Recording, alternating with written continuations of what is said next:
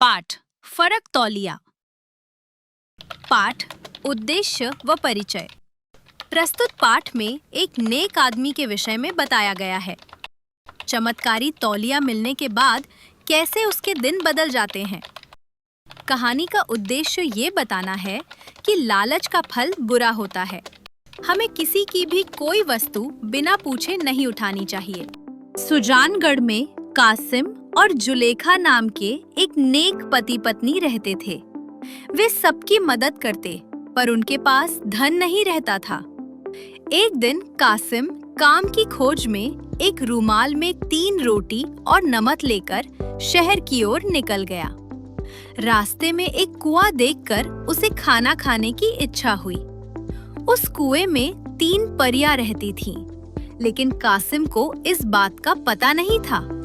कासिम कुएं के पास बैठकर रोटी लेकर बोला, 1 खाऊं, 2 खाऊं या तीनों को खा जाऊं।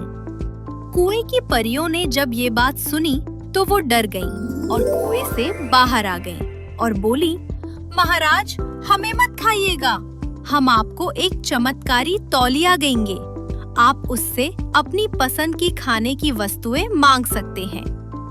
तभी परियों ने कासिम को चमत्कारी तौलिया दिया। कासिम ने तौलिए की परीक्षा लेने के लिए जैसे ही कहा, फरक तौलिया, लड्डू लाओ, तभी अचानक से लड्डू सामने आ गए। कासिम ने परियों को धन्यवाद दिया और पास की एक सराय में ठहरने चला गया। सराय का मालिक छिपकर देख रहा था कि कासिम ने तौलिए से तरह-तरह के पकवान मंगवाकर खाए। सराय के मालिक ने रात को ही चुपचाप तौलिया बदल दिया। प्रश्न 1, कासिम शहर क्यों जा रहा था?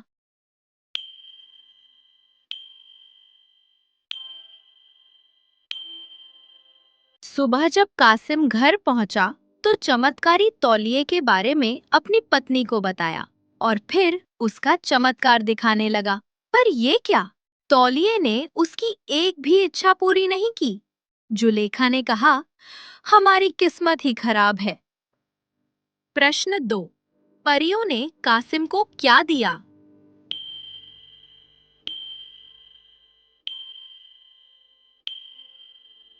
दूसरे दिन कासिम फिर 3 रोटी लेकर कुएं के पास गया और वहां बैठकर फिर से दोहराया, 1 खाऊं, 2।